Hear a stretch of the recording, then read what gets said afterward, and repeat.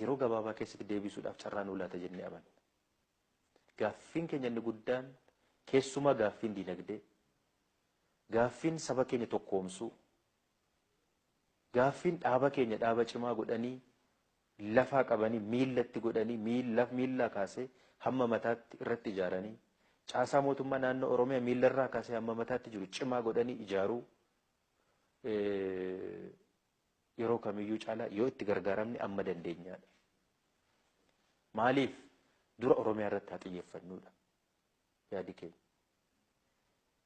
Maddi aangoo keenya Oromiyaadhaa fi saba Oromoodha. Fuula durattis hojiin nuyi federaala dhaqnee hojjennu nama dhuunfaadhaan wanti hojjetamu hin jiru. Hamma sabni kun beekamtii hin laanneefitti borus hin utubnetti namni 10 isaa ta'u 20 isaa ta'u namni 2 ol deemuudhaan bu'a qabeessa ta'uu hin danda'u. Kana immoo kan fiduu dandeenyu inni guddaan mana keenya keessatti waan barbaadnu sana hojjechuu dandeenyudha. Bilisummaa guddaa amma argannuun Oromiyaa irratti hojjenne, hojii dinagdee irratti hojjenne rakkoo uummata keenyaa ganda keessa jiru hiikuu dandeenya jennee yaadna. Takaallaa karaa adda addaatiin nu takaalee hamma fiiguu dandeenyu akka nuti hin fiigne kan nu taasise kana amma humna qabnu guutuudhaan fiiguu dandeenya jennee abdanna. Inni guddaan waan as jiru kana yoo deebisuu dandeenya rakkoon uummata keenya irraa jiru walakkaa ol irraa furamuu danda'a jennee amanna. Kanaaf puulii cimaa hoggansa keenya cimaa naannoo kanarratti qabaachuun barbaachisaadha. Ammas wantoonni tokko dhiibamanii haa dhufan iyyuu malee hojiin mana keenya keessatti nu keessatti hojjetamuu qabu hojii baay'ee jira. Hojiin amma nuti jalqabne uummata keenya tokkummaa uummata keenya cimsuu irratti nu hin finne. Warraaqsa dinagdeedhaan jijjiiruudhaaf uummata keenya nuti jalqabne lafan buusne ammas hojii manaa rarra'ee jirudha.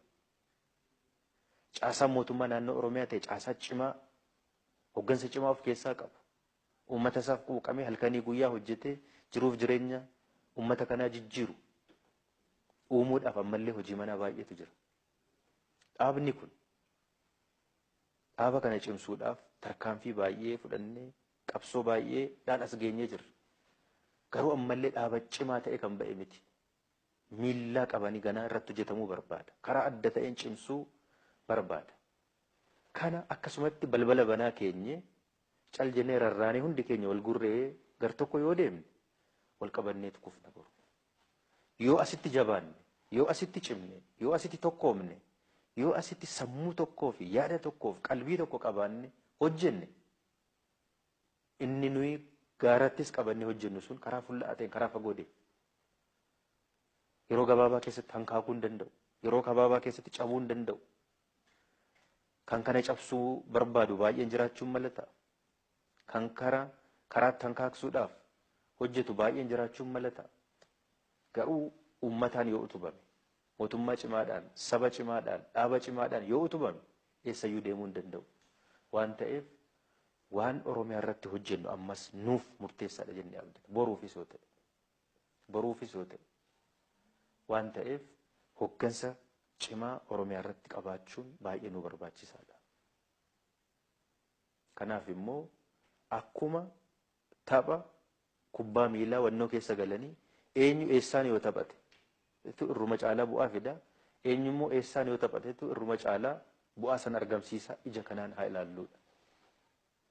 Ija kanaan laallee puulii qabnu keessaati abaloo akkasitti qopheeffanne, abaloo akkasitti qopheeffanne, abaloo akkasitti qopheeffanne. Garuu immoo walii yaadne tiimii tokkoon yoo hojjenne isa iddoo tokko jiru gataa, isa iddoo tokko jiru dagataa, isa iddoo tokkotti xiyyeeffachuu duwwaatu hin ta'in bakka lamaan irratti yoo xiyyeeffanne yoo hojjenne wal qabannee karaa fagoo deemuu dandeenya. Waan uummanni keenya nurraa yaadus galmaan ga'uu dandeenya jennee ija kanaan qalbiidhaan mari'annee tarsiimoo kaawwannee hoggansa cimaa naannoo irratti qabaachuu qabnu ammas itti fufsiisuu qabnu keenyee jirra. Kana cimsuu irratti hojjetamu waan amma jalqabame kana cimee akkanitti hojjechuu danda'u. Gara federaalaa immoo carraan kun waan amma jalqabneef qabsoon amma nu jalqabne kun nu qaqqabee yoo dhaqne immoo isa immoo karaa nu salphachiisuu hin dandeenye, nu qaanessuu hin dandeenye successful akkamitti goona kan jedhu ilaallee kanarratti tooftaa tarsiimoo keenya galmaan gahuudhaaf sirreeffama tokko tokko taasisnee jirra. Sirreeffamni nuti taasisne kun fakkeenyaaf nuti ammas amantaa guutuu qabna. Federaala irratti Oromiyaan dhaabni keenya gahee hooggansaa fudhatee hoogganuu qaba kan jedhu qabsaafis dhufnee jirra. Har'as qabsaa jirra, borus hin qabsoof. Kun gaaffii keessan galu karaa dimokiraatawaa ta'e. Yoo kana goon immoo eenyu eessatti hojjetetu immoo irruma caalaa bu'aa fida kan jedhu ilaallee boru ulaagaa kakka'u tokko tokkodhaaf kanan guuttanne kanan nu hafa jennee wanti nu qaqqabu akka tasaa kan taane ammumarraa karaa guutuu ta'een qophaa'u waa hundaaf nurra jiraata jennee dhimma kana gadi teenyee yeroo dheeraas fudhanne irratti hojjetaa turre walii galuudhaan amantaa guutuudhaan sirreeffama tokko tokko taasisnee jirra. Innis fakkeenyaaf eenyuun keenya eenyurra fooyyee godhannee miti. Eenyuun keenya eenyu gadi taanee miti. Akka tapha kubbaa miilaa sana. Eenyu eessatti yoo taphateetu bu'aa irruma caalaa tiimiidhaan barbaannu kana galmaan gahuu dandeenya jedhan jedhu sana ilaallee shigishigii tokko tokko ulaagaa gaara sanatti nutti ka'uu malu sana hanqisuudhaaf jecha akka dhaabaatti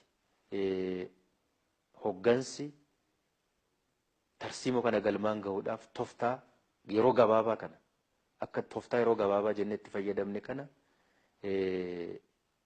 Dr. Abiy gara hoggansa dhaabaatti dhufee akka inni hogganu ani ittaanummaadhaan akkan hogganu Dr. Warqineen gara koree giddu galeessaatti dhufee akka inni hogganu murteessinee jirra koree giddu galeessaa keenyaatiin.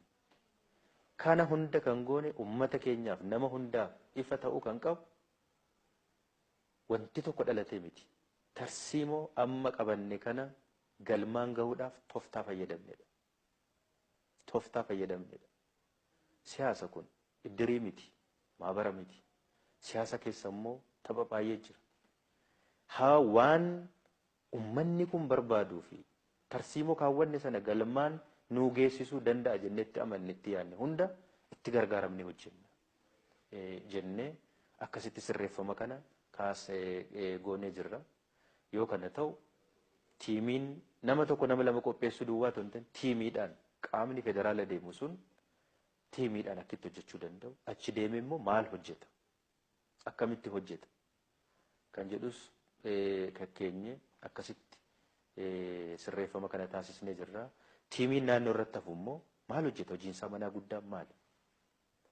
Isas tokko lamaan keenye lamaan immoo akkamitti wal dhugee wal dhaggeeffatee wal hubatee hojjeta kan jedhus akkasitti kaawwannee sirreeffama kana taasisneeti hojii itti aanu hojjechuudhaaf koreen giddu galeessaa keenya murtii har'aa kana murteessee kan addaan ba'e.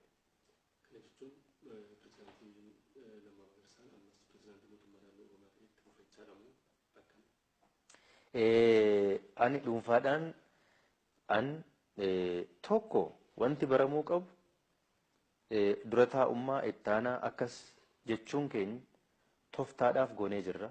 Kana jechuun akkuman kaleessa dhaaba kana mootummaa kana hoogganaa turetti nan hooggana. Warri kaanis akkasuma. Akkuma kaleessa hoogganaa turretti hin hooggana. Hamma akka yaada keenyaatti anis tiimiin amma ijaaraa jiru kun naannoo irratti hojiin dhaaba kana keessatti hojjetaa jiru kun hojii manaa baay'een an of harkaa qabadhee jiru kun akkasumatti caljennee rarraasnee addaan kutuun deemee dhiibbaa baay'ee nurratti fida waan ta'eef waan amma danatti qabanne kana jabaannee cimsinee anis pirezidaantummaadhaan itti fufee waan addana jiru waan naannoo Oromiyaa fi akka mootummaatti hojii dhaabaa naannoo kanarra jiru kana yoon hojjedhe tiimii na waliin jiru kana waliin irruma caalaa bu'aa qaba.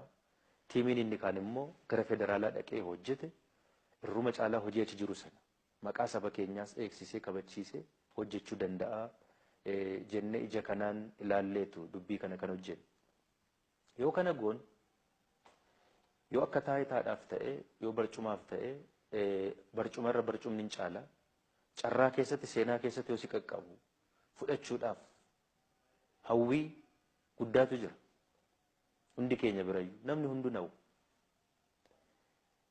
garuu barcuma hawwuu duwwaadhaan waan yaanne akka sabaatti sabni kun gatii guddaa kan itti kaffalee kana galmaan geenye jechuu miti irruma caalaa eessa yoo teenye hojjennetu waan sabni kun gatii itti kaffalee kana galmaan gahuu dandeenya anis akka dhuunfaa kootti waan amma jalqabe kana itti xaaree asiin ga'e kana saba kanaaf bu'aa buusoo hin jedhe waan oromiyaa irratti jalqabne kana yoo galmaan gahuu dandeenya humna guutuudhaan dhiibbaan garagaraa nurraa dhaabbate tuttuqaan garagaraa nurraa dhaabbate waan qalbii keenya gamaaf gamana nu facaasee tasgabbii nu dhowwuudhaan yeroo keenya nurratti nyaatu kun nurraa dhaabbate yoo jenne kan amma fiignu harka 2 3 4 fiiguu dandeenya jedheen amanaan onnee guutuudhaan halkanii guyyaa oliif gadi fiignee jijjiirama ariitiidhaan yeroo gabaabaa keessatti dhufuu danda'u oromiyaa irratti fiduu dandeenya jedheen amanaan